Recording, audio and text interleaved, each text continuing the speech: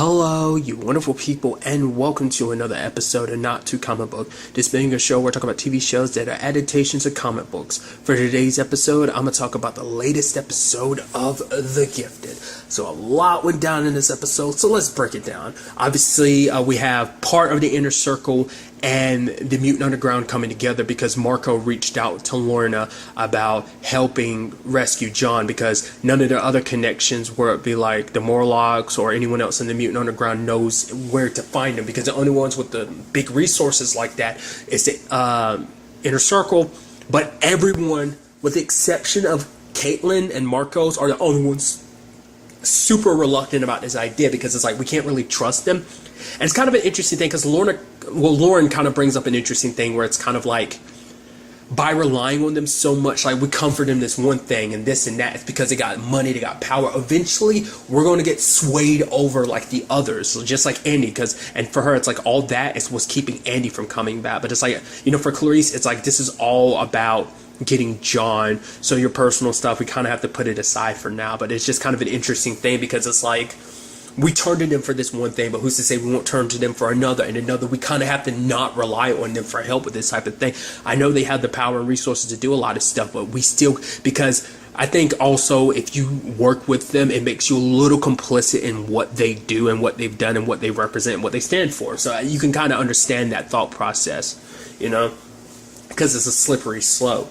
And so it's actually kind of interesting because Lorna had the biggest hesitation about working with them, just because like Reva wouldn't want us to do that. But Andy's like, well, come on. The fact of the matter is they are, you know, John, you know, saved me and my family. The fact of the matter is he helped rescue you. The fact of the matter is, why wouldn't Reva be okay with that? The fact of the matter is, we're mutants helping other mutants. Like, we're taking down humans, you know, filled with hate and stuff like that. So shouldn't that be enough? Isn't that what we're fighting for and stuff like that? Because even though we're on different sides of this belief system and stuff like that, you know, the Inner Circle and the Mutant Underground, the fact of the matter is they're still mutants too, that we're, you know, are we just going to like completely cast them aside like that? So he was the reason that they were able to kind of convince to help. And it's such an interesting thing because Lorna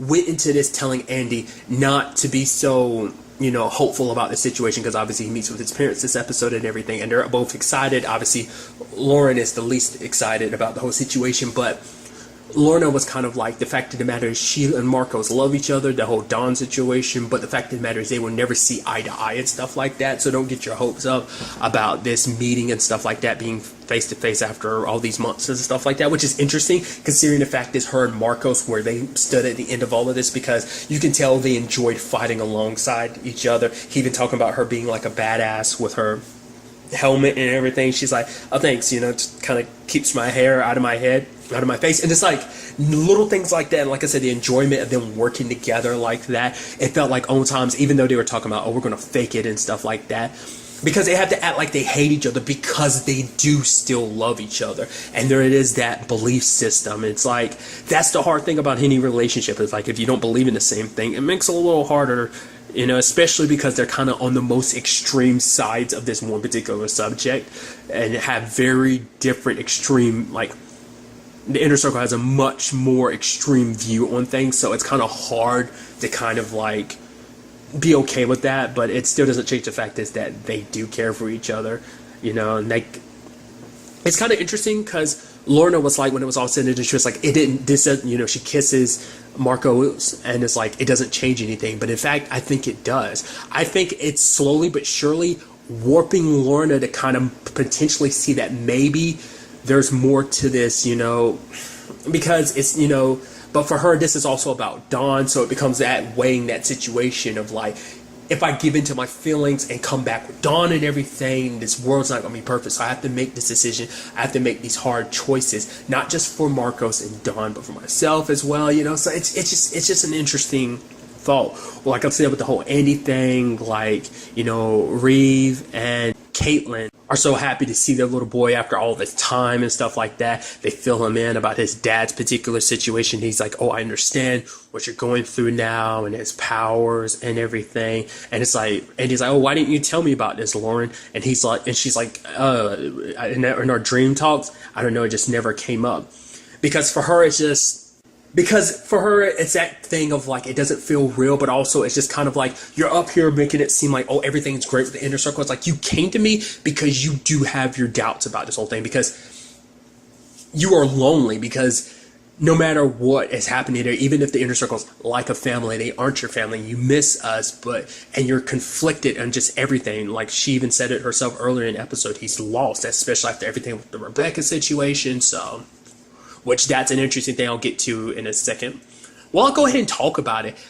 I did not see that coming with Andy. Like, obviously, last season I talked about the divide of like, oh, how Lauren handled things compared to Andy, of like them being like, her being more on the X-Men side of things, him being more on the Brotherhood side of things. I thought that, but I didn't see him turning the direction he did, because it's something I was thinking about right before I started watching this episode. It's like, they set Rebecca up because she's like this super powerful mutant and stuff like that, but it's like she's dead, and it's just like we're just kind of done with that. It's just kind of interesting, but it's also because it's setting the way for Andy, because what I was thinking, I was like, oh, Rebecca's the one. I was like, maybe she kills Reva, she takes over the whole operation, but it's like, no, I'm like, no, it might be Andy who does it, because maybe not necessarily take over the whole operation, but Andy is the one who has the most extremist views from multiple, because you kind of saw it at the beginning, because they're like, Ryan is on TV, he's talking all that mad crap and he's making up all those lies, and Andy's like, you know, essentially we should teach him a lesson and stuff like that, about make him pay for telling all those lies and stuff like that, and make him see the truth and stuff like that.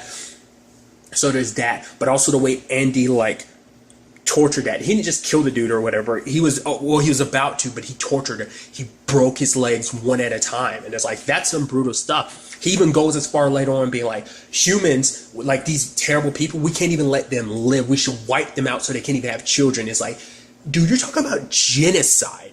Like, to be fair, I don't know how far Magneto goes. My thought process was always like, Magneto's all about, you know, raising mutants above. I don't know, maybe Magneto has always been about genocide. To be fair, it's been a very, very long time since I've seen like the X-Men movies, like 1, 2, and 3. So Magneto's viewpoint back in the day, I don't remember. Maybe it was even like that. I know, like, it always seemed like, you know, like a master and slave type of thing, of like making like mutants the masters, and then like, you know, it's like we were kind of like the second-class citizens in this situation, but now we are the superior species, so we'll rise above to be the top of the food chain, where humans, Homo sapiens, can fall down below, you know. So I don't know if he necessarily always thought about the genocide. I thought it was always about like a power position, but so that makes me go like, wow, Andy's potentially going even further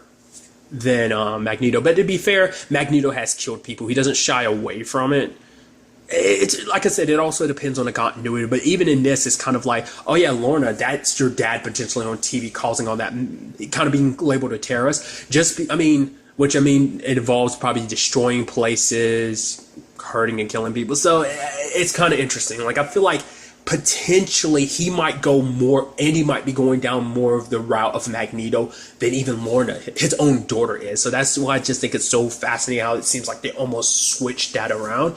Because, you know, Lorna's the one who brought Andy into all of this last season. She's the one that recruited him as well as the others. And so to see it kind of like reverse like that is fascinating. Because this also put this situation in a different light for Reeve and Caitlin, because they saw the brutality, and Andy was almost happy about it. It's like, yeah, show them not to mess with us. He had a smile on his face. He was enjoying it. It was like, you wouldn't have expected that. Like, Lauren wasn't wrong. She saw something change inside of him because of it. And it's so interesting while that's happening, while Andy's skewing to the very extreme on the mutant side, on the human side, it's Jace falling to the extreme because he's torturing John, but he's not trying to go too far, because I guess some limits of his humanity are there, of like, no, I can try to convince him, I can talk to him, while Ted was like, no, don't do that. Let's get some like power tools in there and do some damage and stuff like that. And that's the whole conversation of like, oh, what about your soul and everything like that? But then you have like John be like, look at what you've done. You know, you've hunted us for the past 3 years, and you've never kind of asked yourself, what about your soul? Because you're up here rolling with this hateful group like the Purifiers. But then Jace was willing to listen when it was, at first he wasn't, about the whole inner circle thing, but then it started making sense to him, because it's like, oh, wow. So, you know, Andy and Lorna, it's like, oh man, yeah. So why did they leave your group to roll with another? And John kind of blamed himself because it's like, oh, they don't believe in your whole like Mutant Underground beliefs anymore. He's like, no, because I couldn't make them believe, and it's my fault. It's my failure. You know, that kind of continuing that John holds his burden specifically on himself. You know, like that weight is what kind of pushes him. That been as erratic as he has been lately, just in need of a win, of some victory of some kind to try and sweep up what he believes is entirely his own mess. Like, I think the fact of the matter is, this is something that even the most skilled X-Men would have the trouble. I think even Professor X would have a hard time with this situation, just because it's something not just one person alone can. Because it's not just like it's all on John's shoulders because of everything went down the way it is. People are going to blame him. Everyone kind of does. But it's like, that's a lot to put on one person's shoulders to do all of that. Just because things went down with his particular portion of the Mutant Underground does not mean that that wouldn't have eventually happened to someone else's, you know? So it just happened to be with John's situation. But nevertheless, but Jace was kind of listening, and he was like, okay. But then he saw everything and he snapped. Because for one, I think let's not forget what happened in season 1. When he started believing in mutants, when he let Reeve and Caitlin get inside of his head, he had his hesitation, and the Frost Sisters did what they did last season. So for him, it's like, every time I want to give you mutants leeway, I give you an inch, you take a mile. And so he got fed up, because for him, it's just like, you lied to me, you manipulate me, you laugh at me, you think it's funny. And he pops like John full of at least like 3 like shotgun, fires. And it's like, even with, John's skin being like it is, but those are up close shotgun blasts too. So it is on the verge of killing him. And if the gun hadn't run out of ammo, Jace would have killed him. He's even going as far as being like, oh, your friends, I'm going to kill each and every one of them. And luckily, luckily / unluckily, because Ted got Jace out of the way, like, Ted's the one that ended up getting hurt instead of him. But it's just it fuels that fire. So like I said, it's just like 2 monsters were kind of born on that day. Andy's kind of completely swayed on his side, just like Jace has. And this has just affirmed many different approaches. Because it's interesting, because it seems like the two in this particular case to look out for is Caitlin and Lauren, because both of them have set their mind to be like, the only way we're going to be able to save Andy is by destroying the inner circle. So we see that Caitlin still has one of the guns she got, I guess she secretly took from one of the vehicles that Lorna and Andy had. And then also you see Lauren training also at the same time. You have Andy training. So it's kind of interesting, because the only person we don't see really mix up in that is Reeve. And I'm curious where he'll stand in it all, because obviously he's still taking the medication for his condition. But the fact of the matter is, eventually his condition will rile back up and potentially kill him. Not potentially, will kill him. So it's like, I'm curious, like, is he going to be kind of like the middle ground to try and bring his entire family back together? Is that's what's going to happen in that regard? Because, like, it was war before, but now it's war even more so. I'm curious, like, where John stands when this is all said and done. What about Clarice? Will he join more with the Morlock side of things now, because has his perspective kind of changed on everything? Did he see, like, the human side of Jace and to see it kind of completely corrupted? Because for Jace, it's just a reminder of, like, I've lost everything. Because it's like, I lost my wife, my daughter, And that was a conversation, too, because John was like, the fact of the matter is, I lost a lot, too, but I never sacrificed it to hate like you did. But he's like, oh, at the end of the day, we both sacrificed everything to be where we are, so we're not really that different. So I'm curious if that look into the mirror to a certain degree, seeing a man who's lost everything, who's so dedicated to his beliefs, will that make John second guess a lot of, he's already second guessing himself, but I'm curious, like, how will that kind of look into the mirror make him feel? Like, obviously he's not to the extreme that Jace is, but he is literally on that same parallel train, essentially, so I'm curious where that's all going to leave him. And going forward, will Lorna agree with everything Andy is going to be doing if he does stuff like that? Because she and Reva didn't side with the way Rebecca handled things. Once again, that was someone that Reva cared about that was mixed up in all of that.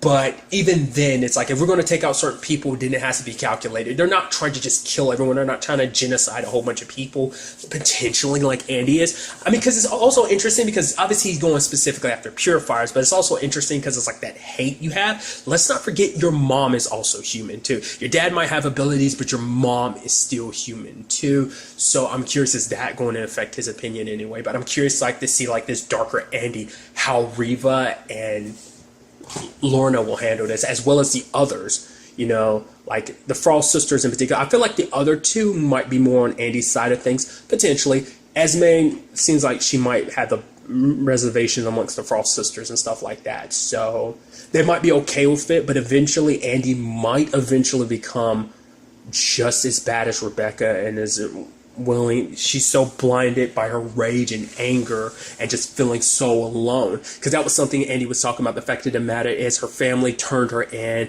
and she was tortured and broken, and he didn't even want to admit to Lauren what happened to her. All he said that she died, and he's like, he didn't want to talk about it because it's also like the anger and sadness that he's the one that did it, that he killed her.